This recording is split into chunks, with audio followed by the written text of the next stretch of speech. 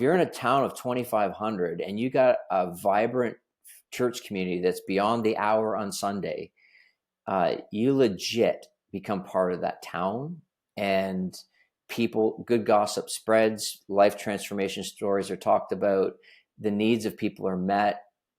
That's when I started realizing this opportunity to plant in small towns is massive and the needs are huge. And what better thing to do than to take the church into these places and see lives changed.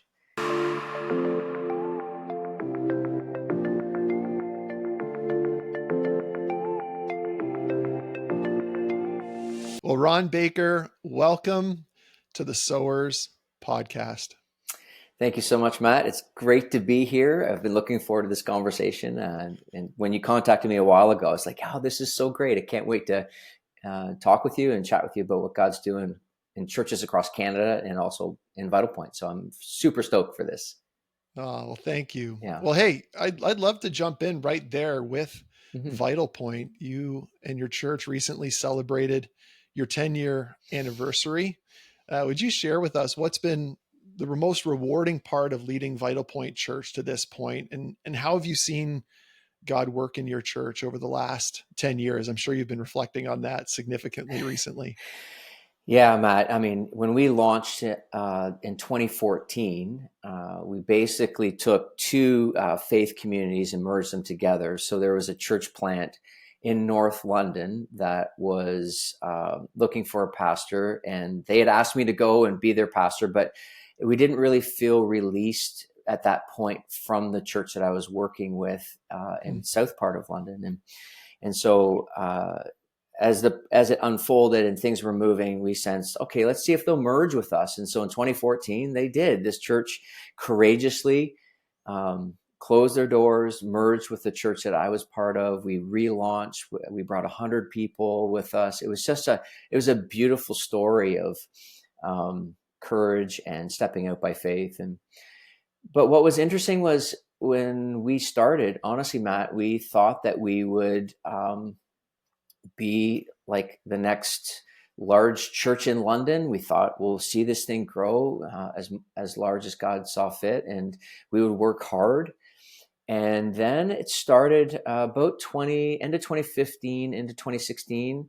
We started realizing that it wasn't called Vitalpoint at the time; it had another name. That we were going to untether from the church that we had been working for, Desiree and I, my wife and I, had been working for, and we were going to go out on our own.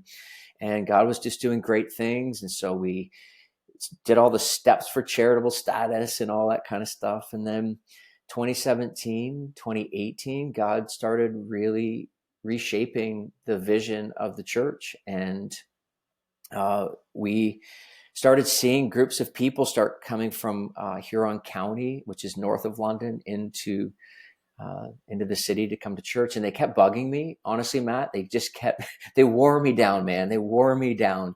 They kept saying, plant a church up near us, plant a church up near us. And I legit said to them, only mega churches plant churches. We're just this small group of people, a couple hundred people. And I don't think that that's something that we can do. And then through the course of that time, Matt, God started reshaping this vision for what is now called Vitalpoint Church, 10 years in, 4 locations in small towns. And the big learning and the celebration for me is to hold what you think is the vision loosely so that God can repurpose it. And there was grieving, there was a process of releasing all that. But 10 years in now, I look at what God has done in taking us down this incredible path of planting churches in small towns. And we've even moved our flagship, we call it the flagship location, which I'm the site pastor of. We moved it out of the city into a little village called Poplar Hill. It has like 200 homes. But then the 10th anniversary celebration, Matt, I did not see it coming. Like, it was, the planning all went in. I mean, it was a big event, catered food, the whole thing. And hundreds and hundreds of people from Vitalpoint showed up to celebrate. The service just a church in North London, thankfully, allowed us to rent their facility, which was big enough to house all the people. And God just did wonderful things in that event. It went for 2 hours. It just kept going.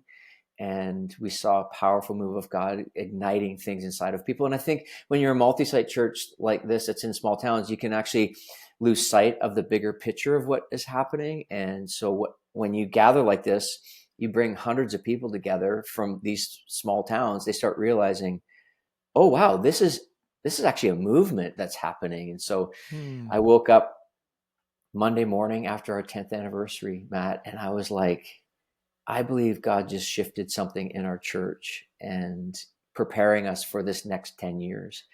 And Wow. so it was, and the response from people has been overwhelming, like to watch the people part of Vitalpoint Church. Like, I mean, we're very passionate about planting in small towns. And what is so beautiful is right into the context of our church, people start reaching out to us.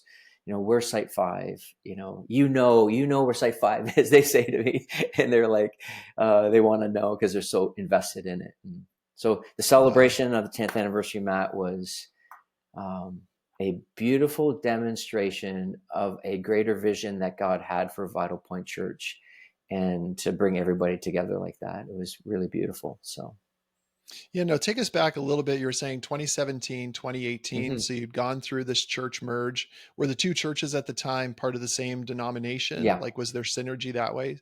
So denominational synergy. And then, Yep. so you come together 2018. You said God started just shifting some things in yourself and your wife. Can you talk a little bit about what those shifts were about? Because eventually, as we'll talk about, Vital Point Church has a very strong culture now around small communities, Mhm. around planting in vibrant small communities. Was it that? Was there a shift in your thinking? You said you moved out of the city. Can you take us Yeah. back there a little bit? Yeah. So we moved out of the city. We actually bought the building during COVID, believe it or not. It was not a very smart move, but God had plans for it. So let me take you back to 2017. So uh, I've been pastoring now for over 30 years. So back in 2017, um, I started examining my leadership. I really started doing the hard work of God. How have you gifted me? Hmm. I can preach and teach. I can do those things. Leadership, yes. I was part of a church in London that was a few thousand people, lots of staff. I was in that context. But in 2017, I started praying through Ephesians 4, the APEST, right? Apostolic, prophetic, evangelist, shepherd, teacher. And I began realizing, and God revealed to me through a number of voices in my life and also some deep work that I had to do personally, that God had given me this um, apostolic wiring to be able to lead locally and translocally. So when you begin to see this group of people that start pushing in on us to plant a church in a small town north of London, I started realizing, Matt, I think God's actually gifted me and wired me to do this. Hmm. And so Desiree and I had to go on that journey of rediscovering again after I guess it would have been, I can't do the math quick enough. We'd have been in ministry maybe 27 years at that point. And I think the learning for us was, um, it's easy to settle and do ministry out of the muscle memory, but it is the deep work that you have to do as a leader if you're going to continue to adapt to what God's work is doing, especially in the church that you're leading. And so that's what we did. We went through the hard work, hard discussions. I even started seeing a therapist at that time, just trying to work through some of the personal things that I were like strongholds in my life that God was releasing me from. And so that was part of that journey. And being in leadership for that long, it's kind of hard to do those things because you've developed certain patterns over decades of ministry that you just kind of adjust to, but then you realize they're not actually beneficial to the gifting and the wiring that God has. And then the church, which was interesting, I think it was 2017 or 2018. I can't remember which year it was. I was doing this leadership training event. We're one church at this point, one site. And I did First Thessalonians 1:8, I think it is, where Paul writes to the church at Thessalonica and he says, I can't go anywhere. Your faith is ringing out, right? So that ringing out. Mm. So literally in this meeting, now nobody knows that behind the scenes with the leadership board and a few other trusted voices, we're praying and God, is this a thing? Are we going this path? And then people literally started yelling out the towns that they're from in the gathering of leaders. And it was this epic moment that kind of took on a life of its own. It was awesome. And at the end of that gathering, two things happened. A woman stood up and prayed in the event as we were just literally folding chairs up, putting desks away. And this woman prayed. And she prayed over myself and Desiree and the direction and leadership of the church. Again, nobody knows. And then another woman pulled me aside and she grabbed me by the shoulders and she said, Ron, this church is not just going to be one site, it's going to be multiple sites. Matt, I'm not kidding you. It was like Jesus was like speaking right into my very being. And I felt it from the bottom of my feet to the top of my head. Wow. And I'm not talking like weird feelings. It was literally this moment of, oh my, I think I just had a very powerful prophetic moment from this woman into my life. And it rattled me. And it like on all the good ways. And then we started pursuing launch in Exeter and then Clinton and now Forest. And yeah, it's the shift had to start with us. And then God spilled that shift over into the community. And now it's just part of who we are. Talk to us then a little bit about, you said you're in this, large couple thousand person church. Did you have a transition between that church and the next one that then went through the merge? Yeah. So yeah, I didn't explain it very well for you. So 2014 to about 2016, there was overlap with the merge. So I was still on staff at that church, that larger church. We were trying to figure out what it would look like for us to kind of continue to do some of the same things. But thankfully, the guy that I work for, he just saw the stirring in me and we started praying together. Okay, God, what are you doing here? And so he suggested that we untether. So that was about mid 2016, I think that process started. So the overlap, I mean, it was nice because merging two faith communities is really hard, as you probably can imagine. Lots of I went through ideas. one actually. Oh, did you? Yeah. No Yeah. way. Yes. You know that feeling, right?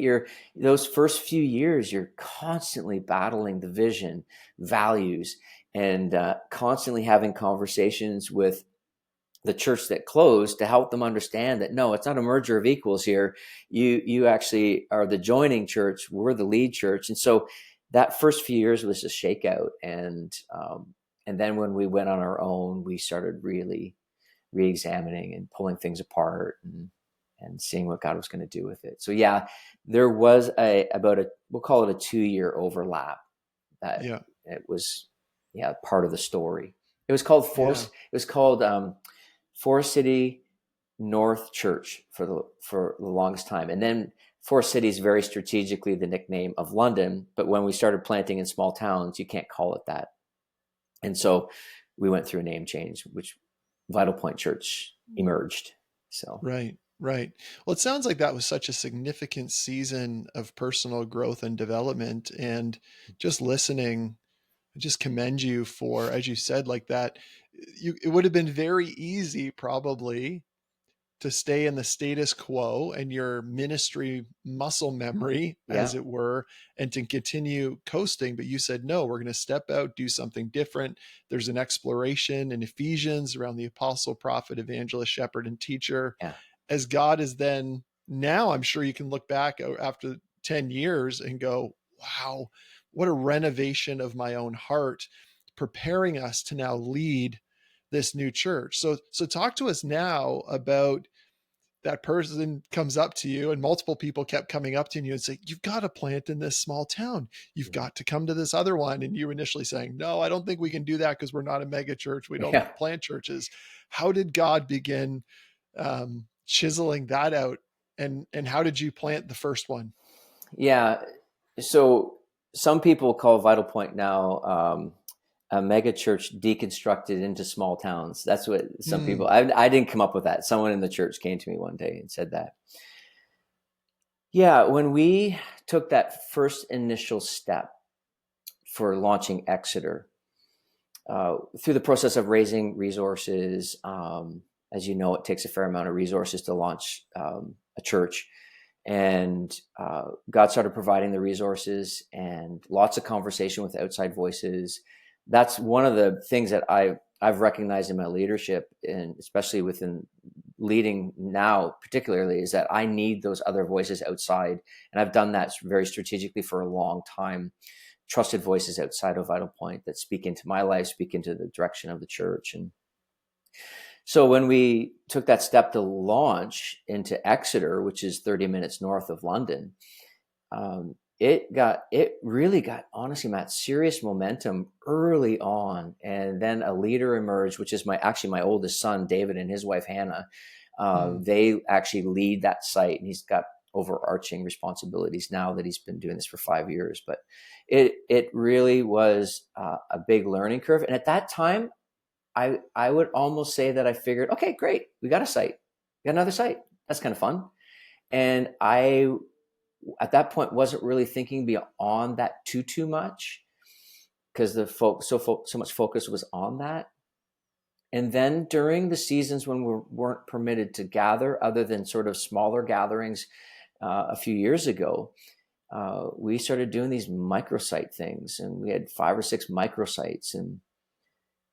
And then the one in particular, which was Clinton, started growing during a time when it, from the from a human perspective, should never have been growing, but God was stirring in that town. And then we realized, oh boy, are we doing this again? And legit, like during that season, when with all the restrictions, we started growing and getting stronger. And out of that season, when things started opening up, we launched our third site.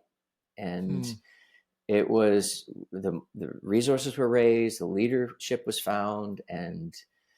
But all along the way, Matt, it's interesting because we're planting churches in small towns now. All along, I'll say it like this: church planters are notorious for control freaks. Hmm. Matt, Yep. you've planted church. Like, this Yeah. is Control your, freak. There's a little bit of a rebel. Yep. yeah, Yeah. like, this is your baby. All along, God kept revealing to me that I had to hold everything with an open hand and allow Him to bring to the forefront the leaders, the people, releasing, sending.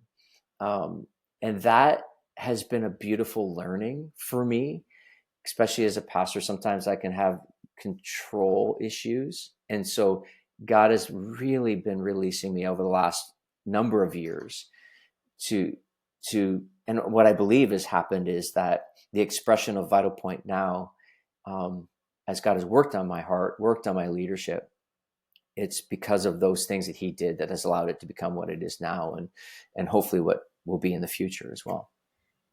So speak to us a little bit about the practicalities of a micro community or a little micro Mm. church. Are they watching Vital Point services in the context of a living room, and then those grow and more people are invited, and then a new home starts, and then you have a new gathering of people within a particular region? Yeah, so that was in the season when we were very limited in our ability to gather. And so the micro sites were legit produced services out of our little production studio office thing, music, messages.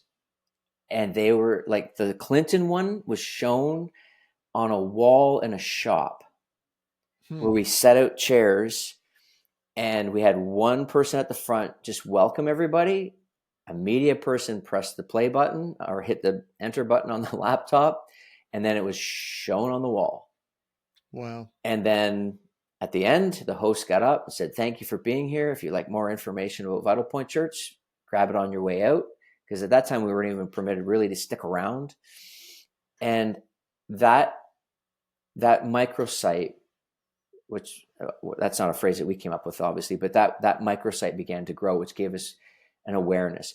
We don't necessarily use the microsite strategy as much anymore, but I will say that it re-entered the conversation around, particularly the site that I'm part of in Poplar Hill. It's growing now almost too big. There's too many people. So we've been wondering, do we actually try to go back to the creativity of the microsite again in a town that's fairly close to Poplar Hill, so that we can relieve the pressure of this location? So we could maybe take 30, 40 people and do a microsite and see what God would do. Again, that is in the very beginning stages of conversation around, would that strategy work again? Because that season back then, we all got super creative.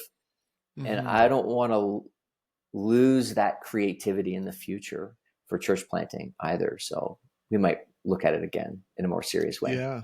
So when did you become convinced, Ron, of planting in small, vibrant communities? Like, when did it really strike you? I mean, this is the what happens with leaders, right? As we are leading something out, as you're the primary communicator for your church family, when did you become convinced, oh my goodness, there is a need in these small communities, and so we've got to drive hard at Yeah. reaching these places and seeing Christian community build up and bubble in these environments? Oh man, that's such a great question. When we launched Exeter, we started realizing the depth of the need in these small towns.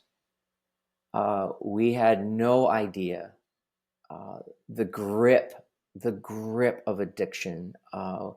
I didn't even realize there was people that were living in the back streets of these towns, that weren't living in apartments or homes.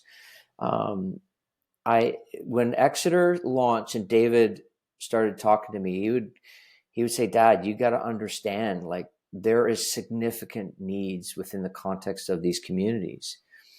That's when I started realizing there's not only a spiritual darkness, but there's actually the physical aspect of these towns that have needs. So how do we as a church begin to become part of the fabric of these towns? So we started talking about that language. That's the beauty of planting in small towns, Matt. You know, if you're in a town of 2,500 and you got a vibrant church community that's beyond the hour on Sunday, you legit become part of that town. And people, good gossip spreads, life transformation stories are talked about, the needs of people are met.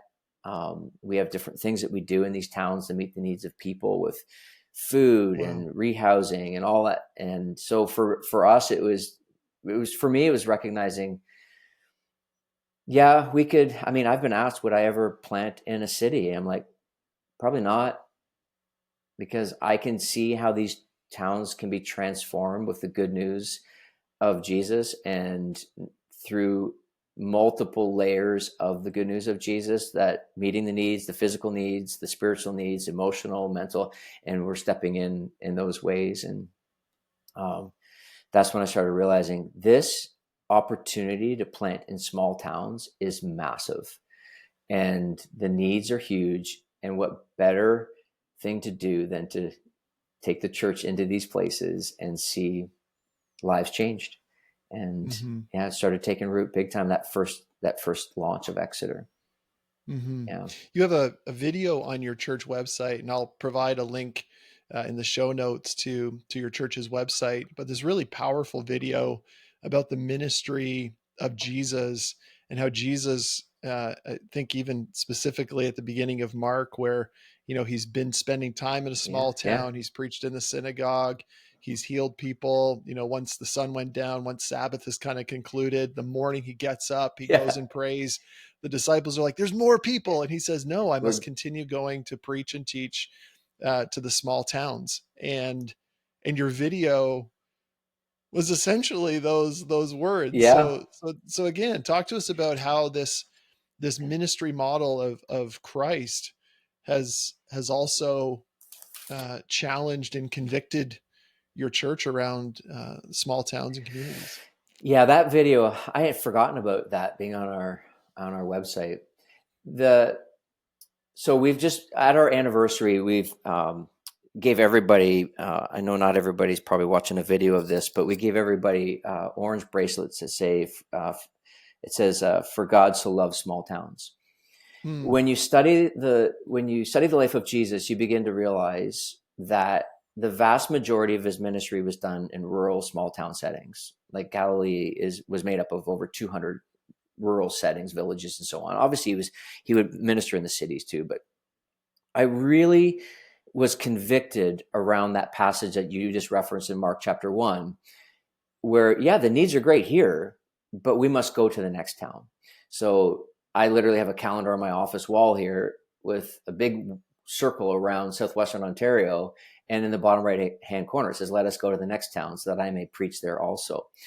One of the visions that uh, God gave David, our site pastor in Exeter, back a number of years ago was footprints going through. He's in his early morning devotion time, and footprints going through the main street of a town. And it was as if Jesus was laying footprints down. And then water was filling the footprints. So the living water was being experienced in the town. And so part of what we look at is, and prayerfully discern this, is, okay, where and what towns has Jesus walked through again and laid down footprints, and then he turns and invites us to follow him. Hmm. And that all comes out of Mark.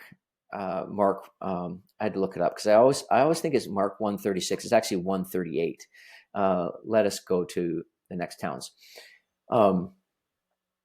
That started taking root, and where it really began getting serious momentum is when people in the church, like, legit got so fired up about it. Wow. Chris Vache, you interviewed him. Chris has been working with us now for 3 years, and we have gotten so laser clear on our mission, our vision, and what we call our kingdom assignment. That's a phrase that's emerged in the last few years. So this is like, not even students, like, last summer, a family contacted me and said, "Hey, we were driving through a small town on vacation, and our 13-year-old daughter yelled from the back, 'Hey, I think I should talk to Pastor Ron because I don't see any churches in this town.'"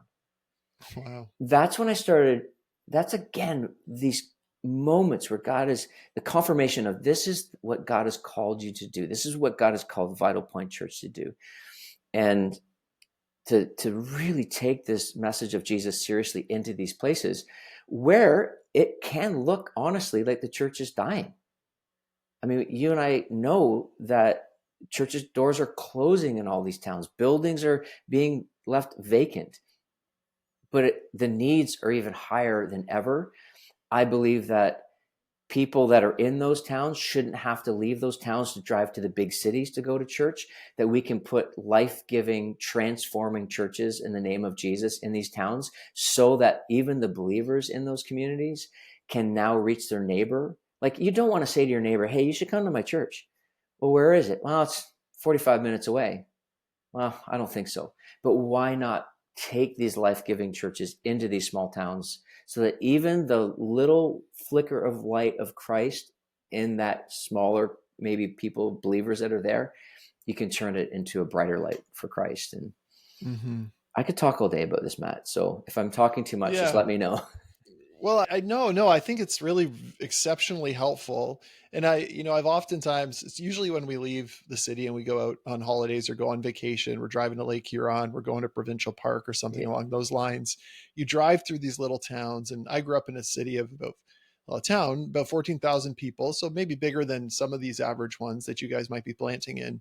But when you drive through these little towns, there's typically an old church building that would maybe seat 80 people. Yeah. And I said to my wife the other day, and I realize it's probably my age a little bit, as I was raised more in like kind of the church growth movement, but I wonder, like, 70, 80 years ago, 100 years ago, 150 years ago, when they were building these things, that they never imagined that they were going to grow.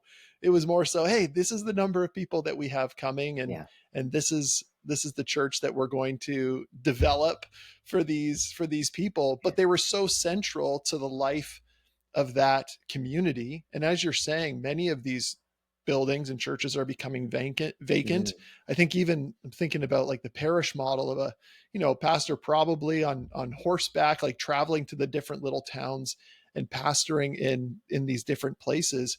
How are you thinking through, as a leader and as a church, having co-vocational or bivocational leaders in different towns, mm. moving into some of these church buildings that are closing, and having people, and as like a central site, being able to have the support for each of these small towns. I'm sure you're thinking about this, but this is all just coming to mind now as we're having this conversation. Yeah, no, it's a good question. Right now, the site pastors in each of our locations are full time. This is the beauty of the centralized model that we have, is we are able to do that. Thankfully, the provision, the resources are there. Um, I would imagine that there will be times when we launch a site in a small town that there's strategic reasons for it. I mean, you know that, right? If you're working in the town that you're planting the church in, you have greater opportunity to be in proximity with people that you're hoping that the church will reach. And um, but I think for us right now, our strategy is very much to do absolutely everything we can to make sure Mm-hmm. that the person is full time. So our heart is always to have a full-time site pastor, a part-time family ministry, and a super part-time creative arts person in each of our locations. That's what our our model is right now. That could change. That, like I said earlier, Mm-hmm. we hold everything, honestly, Matt, with an open hand, and allow Mm-hmm. God to kind of redesign things as needed. But um, Mm-hmm. some of our sites may be too. This. I mean, this is the other part of it, Matt, that I think, I don't know if you're going to ask me this question or not, but it just come into my head now. Like, planting in small town, planting churches in small towns, for a pastor who wants to be a church planter, who maybe has seen how we glorify the plants that, week one, there's 500 people. It makes it very difficult. So you have to be able to let your ego go, pride, and realize that this is going to be hard, and the site is going to be 80 people, 90 people. But within the model that we have, each site realizes their responsibility to reach the next town. So there is a unifying aspect. So our Forest location, for example, it's only 6 months old. The pastor, Tony, he knows part of his role and responsibility is to start praying for the surrounding towns that we might be planting in. But I don't know. I'm off track of what you asked. Sorry, Matt. I was thinking about how hard it is planting in small towns because, Yeah. you know, you, Yeah. Well, let's share some more of those challenges that you've faced. Um, hmm. it hasn't, I'm sure the last 10 years have not been all roses and sunshine. So what have been some of the challenges that you faced, and how have you seen God guide you through them? First challenge I would say, is finding the right leader. Finding the right leader for a site is absolutely essential. And I've had to own the fact that on one occasion, I hired the wrong person. And I think my enthusiasm and excitement to hire this person got in the way. And I had to own that with our team. I had to own that with the Mm, board. And they're gracious and kind enough with that. But that was a tough learning. So we've really, like Forest, for example, our fourth location, Matt, we had pulled the trigger on the actual launch date for weekly gatherings, because the churches launched long before you launch the weekly gatherings in these towns. And we had pulled the trigger on when we were going to start, and we were a few months away, and we still didn't have the right leader. And so we just said, God, you're going to provide that leader. So and he did, thankfully. But those are the challenges when it comes to making sure that you have the right leader in place. Challenges sometimes can be people, right? I'm not meaning people that make things difficult. I mean just the resource of people. When you're in a portable situation, for example, in some of these towns, it can be exhausting when you have so mm, few people. And so you have to be very wise and strategic around how you help guide those site pastors in those experiences. So we're okay with not launching with student ministries. Like only 2 out of our 4 sites have student ministries. The other ones don't, because we don't need to. We're not yet. Maybe someday we will. There's also challenges that are the unseen challenges. When you take those steps, Matt, and into these towns, the spiritual darkness and the evil that has gripped many of these small towns is not just going to roll over and go, oh, welcome to town. Like there's some things that we're dealing with one of our sites right now that we've strategically planned time of prayer in that town. We're going to walk the town. We're going to be praying through the town. We're going to be seeking God on what he wants to do with that town, reveal the strongholds, because there seems to be a very dark presence over that town that needs to be released. And some people have been talking into our lives about that. So that's a challenge. Resources are always, as you know, resources in church world, but thankfully God's been kind enough with the provision. And but we continue to focus and pay attention to that on the resource side. Yeah. Mm-hmm. Another challenge might be actually, where's our next location? Because we want to have 6 sites by 2027. And we have an idea of where site 5 is, but we continue to wait for God to kind of leave more breadcrumbs out for us that we can step by faith. So, yeah. Of your sites so far, this question just comes to mind. How many of them have been somewhat reactive? Like there's a group of people that is, engaging one of our other sites from this small town. And so it creates a core. And how many of them have been more proactive to say, hey, what's the next city or what's the next town that we can pursue? That's actually a great question, because part of what we've recognized is, so for example, when we think about our 5th location, we've been really examining, okay, where is a pocket of people coming from? And we're able to identify that, and we can say, oh, there's 15 or 20 people that are coming from that town. They already get the culture and understanding of who we are. And then it takes the work of sitting down with them and vision casting for their town in which they live in, so they don't have to drive the 25 minutes into the other town. And so we do that very strategically. We prayerfully look through that stuff. And then periodically, and this hasn't produced any fruit yet, but periodically we do have churches reach out to us and say, hey, would you take us over? Would you come in? We've got a building where our numbers are declining, but we believe God's moving in this town. We just don't have the horsepower. Would you come in and bring everything that Vitalpoint Church is about, and we'll donate the building and so on. We've had a few conversations like that, but nothing has materialized yet. But those are strategic moves that we look for and pay attention to. Yeah. Earlier you talked about just this few weeks ago, the 10-year anniversary, and you felt like there was momentum created as these different churches that are all part of Vitalpoint came into one place, had a meal, celebrated what God has done. Where do you imagine Vitalpoint in the next 5 to 10 years? Yeah. When I woke up on that Monday morning, I felt like there was something shifted in all the good ways. And part of that realization is of the next 10 years, 5 to 10 years, is strategically around what we're now calling the greenhouse residency. And we just had our info night the other night, and we are looking to train and equip future staff, site leaders, potentially site pastors, and we would give them a 2-year biblical training. Mixed into that is 2 years with leadership training, and then they would serve and lead somewhere in the context of a site, a department. We would move them around for different experiences for the purpose of, at the end of the 2 years, examining and trusting, is God leading them into staffing position or leadership roles. And so we announced that at the 10th anniversary, and the response of the community is amazing. Like they cheer. Like, it's so weird. It's like, this is church. You're not supposed to cheer, And Mm. and then the other piece of it is, Matt, is I believe God's leading us to develop a network for churches in small towns, specifically for small towns.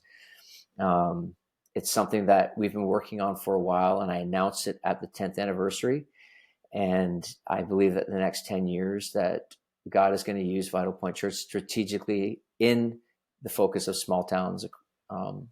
I mean, just in our area, Southwestern Ontario, that will support and help and learn together in partnership of how to help our churches thrive in small towns, because the opportunities are endless in these towns. There's a stirring in these small towns. I believe God is stirring people, and I have this deep conviction Mm. that God is going to use us.